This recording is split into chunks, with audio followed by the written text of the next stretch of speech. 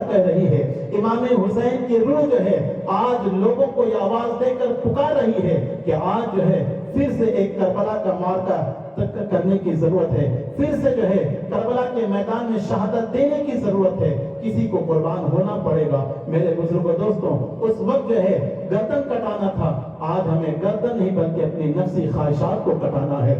کل جو امام حسین نے اپنے خاندان والوں کے گردن کو کٹایا تھا، آج ہمیں اپنی سوچ کو کٹانا ہے، اپنی فکر کو کٹانا ہے۔ میں بات کو اپنی لمبی نہیں کرتا، میں ڈائریکٹ اپنے موضوع پر آتا ہوں۔ میں در حقیقت یہ تمام تمہیدی الفاظ یا تمہیدی کلمات اس طرف کر رہا تھا کہ میرے بزرگوں دوستوں، آج اس وقت اگر سب سے زیادہ کسی چیز کی ضرورت ہے، وہ اس چیز کی ضرورت ہے کہ اپنی بیٹیوں کی دین کی حفاظت کیا جائے، اپنی بہنوں کی دین کی حفاظت کیا جائے۔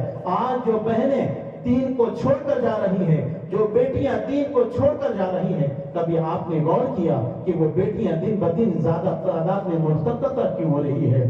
دین کو چھوڑ کر کیوں جا رہی ہے؟ غیروں کے ساتھ کیوں بھاگ رہی ہے؟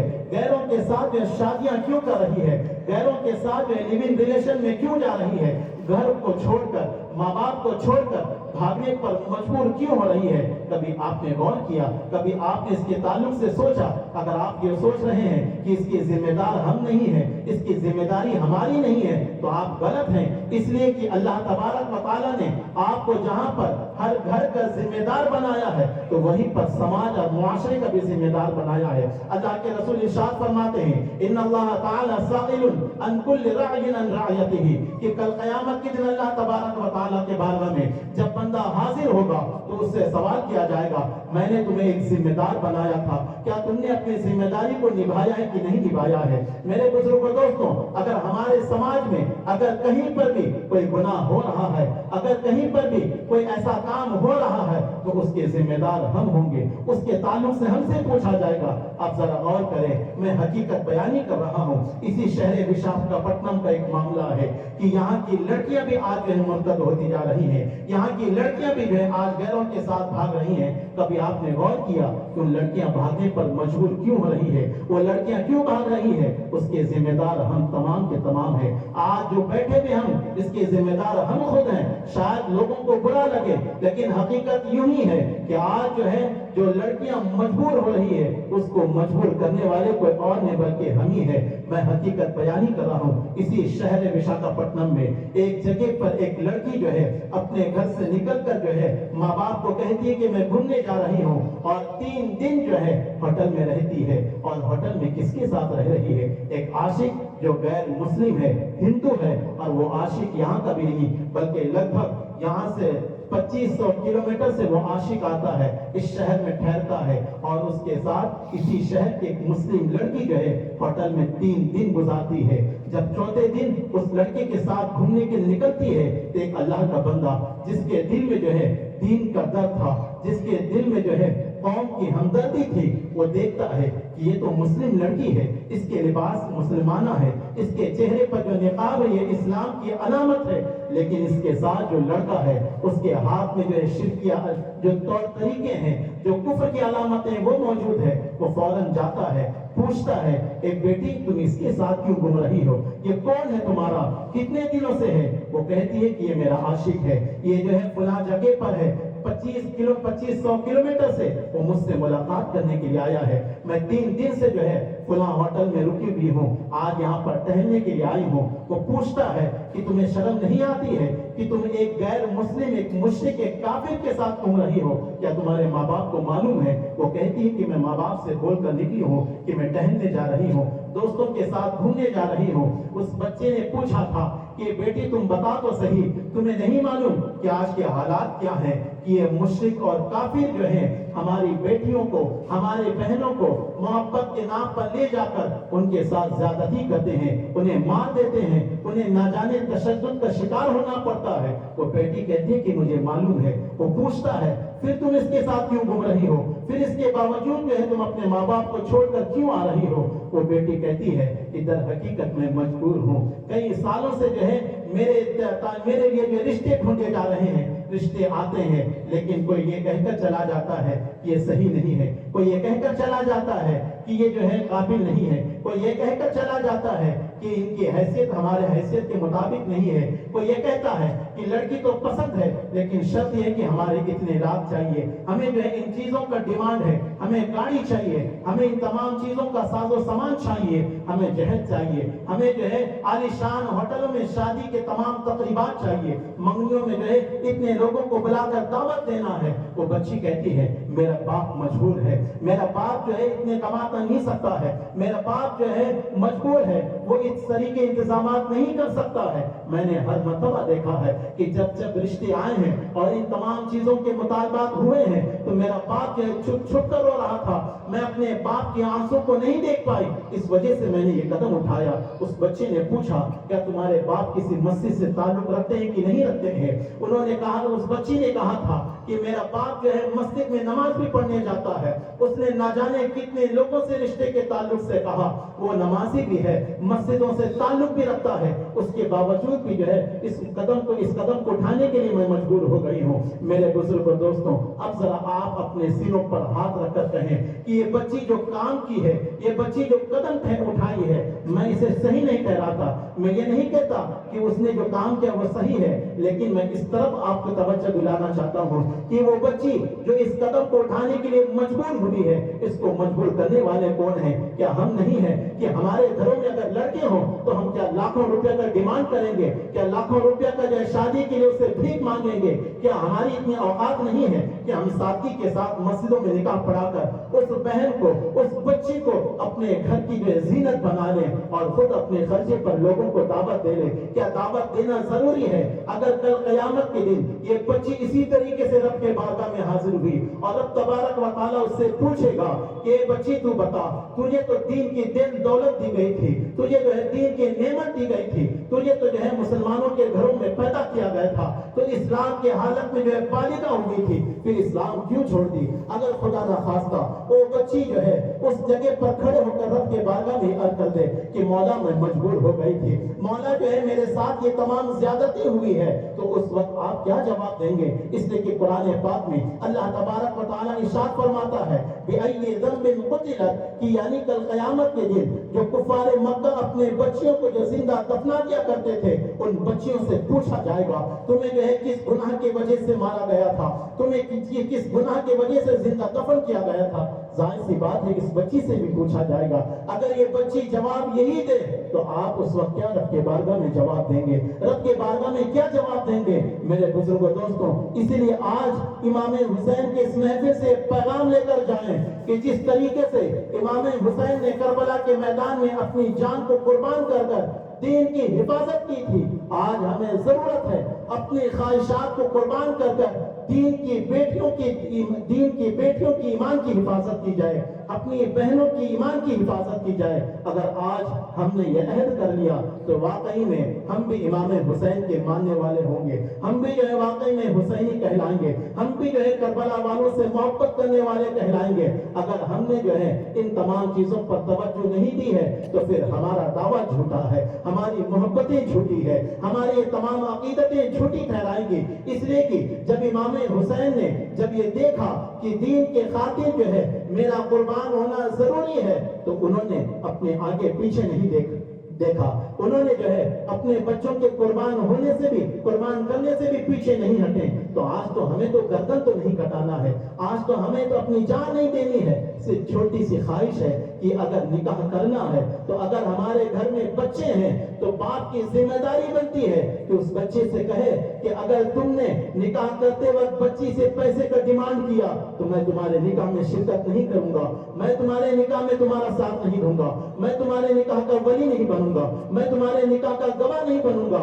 اگر باپ یہ کہہ دے تو بچہ جو ہے خود بخود جو ہے ڈیمانڈ کرنے سے الگ ہو جائے گا. ہاں, اگر کوئی باپ ایسا ہو کہ جو لالچی ہو, اگر وہ یہ کہے کہ مجھے جو ہے ان پیسوں کی ضرورت ہے, تو بچوں کو چاہیے کہ حضرت علی اکبر کے اس قدم, ان کے نقش قدم پر چلتے ہوئے جوان ہیں تو اٹھیں اور اپنے باپ سے کہیں کہ اگر آپ جو ہے پیسوں کا مطالبہ کریں تو میں نکاح نہیں کروں گا, میں اس بچی کو اور اس بچی کے ماں باپ کو مجبور نہیں کروں گا, میں جو ہے بغیر نکاح بغیر مطالبات کے نکاح کرنے کے لیے تیار ہوں، اگر آپ کو کرنا ہے میں اس نکاح میں شرکت نہیں کروں گا۔ میرے بزرگوں دوستوں، اگر اس طریقے سے ہم نے عہد کر لیا تو ہماری قوم کی بچیوں کی دین کی حفاظت بھی ہو جائے گی۔ آپ اندازہ لگائیے پچھلے چند سالوں میں ایک دو نہیں بلکہ لگ بھگ جو رپورٹس ہیں، جو سوشل میڈیا اور الیکٹرانک میڈیا میں جو رپورٹس ہیں، عدالتوں میں جہاں کورٹ میرج ہوتا ہے وہاں پر جو نوٹسوں میں جو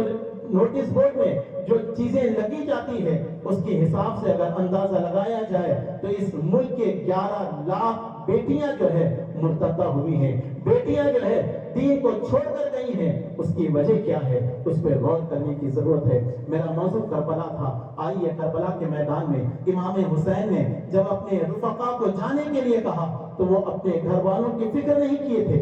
آج ہمیں بھی اپنی خواہشوں کی فکر نہیں کرنی ہے، ہمیں دنیا کی ضرورتوں کی فکر نہیں کرنی ہے۔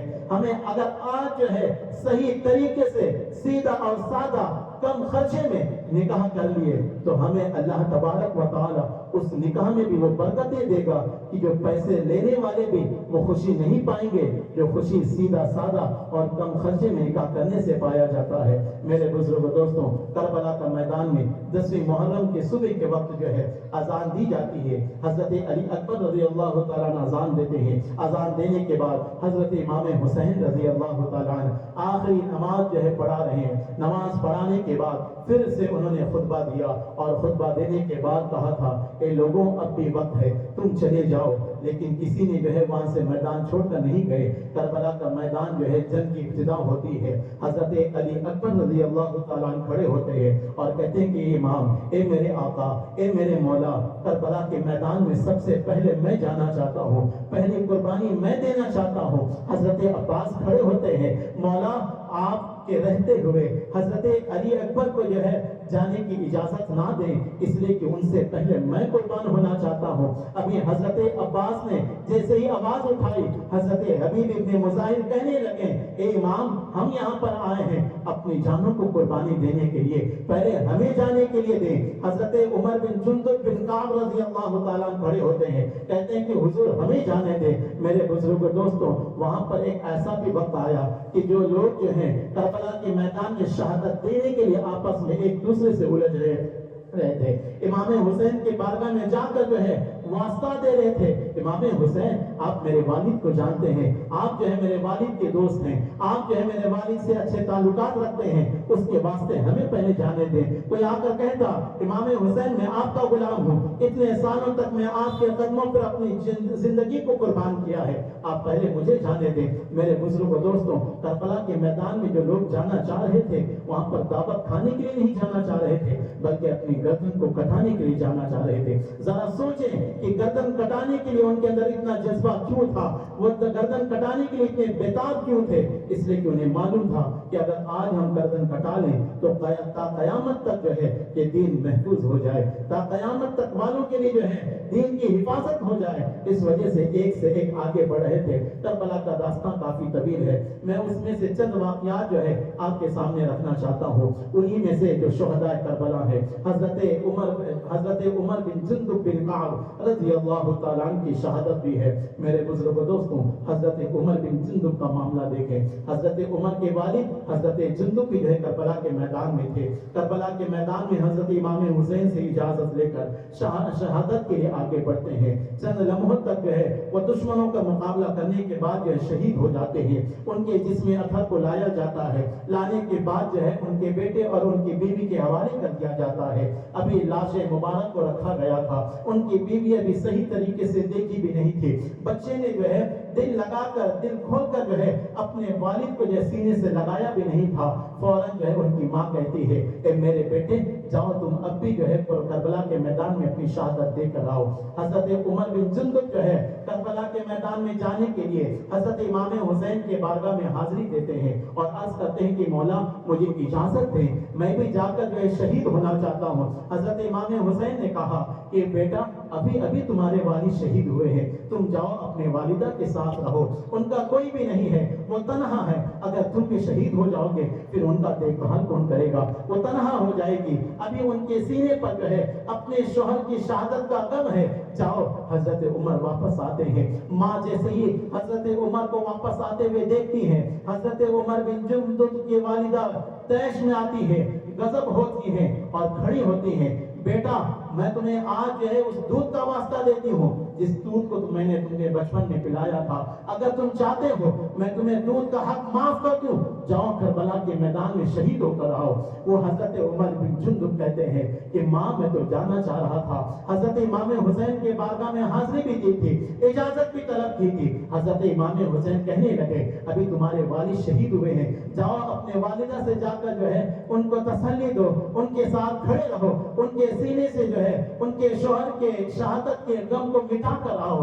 ان کی والدہ جو ہے حضرت عمر کے ہاتھ کو پکڑتی ہے، حضرت امام حسین کے خیمے کے پاس آتی ہے، آنے کے بعد جو ہے حضرت امام حسین کے بارگاہ میں آ کر عرض کرتی ہے اے مولا، اے میرے امام، اے میرے آقا، میں نے آج جو ہے آپ کے بارگاہ میں ایک چیز کا مطالبہ کرنے کے لیے آئے ہوں، پہلے آپ وعدہ کریں کہ آپ جو ہے اس چیز کو منع نہیں کروں گے، میں منع نہیں کریں گے، میں جو چیز مانگوں گی آپ وعدہ کریں مجھے وہ چیز دیں گے۔ حضرت امام حسین نے کہا کہ پہلے بتاؤ تو صحیح تمہیں کیا چاہیے۔ وہ خاتون کہتی کہ نہیں پہلے مطالبہ کریں، مجھے معلوم ہے کہ آپ کے خاندان کی عادت ہے اگر آپ ایک مرتبہ وعدہ کر لیں تو آپ اپنی گردن تو کٹا لیں گے لیکن وعدہ خلافی نہیں کریں گے، وعدہ سے پیچھے نہیں ہٹیں گے، میں آپ سے وعدہ لینا چاہتی ہوں۔ ضد کرنے لگی، حضرت امام حسین نے کہا کہ ٹھیک ہے میں وعدہ کرتی ہوں، وعدہ کرتا ہوں آپ جو چیز مانگیں گے میں وہ چیز دینے کے لیے تیار ہوں۔ میرے بزرگوں دوستوں ذرا دیکھیں، ایک طرف جو ہے شوہر کی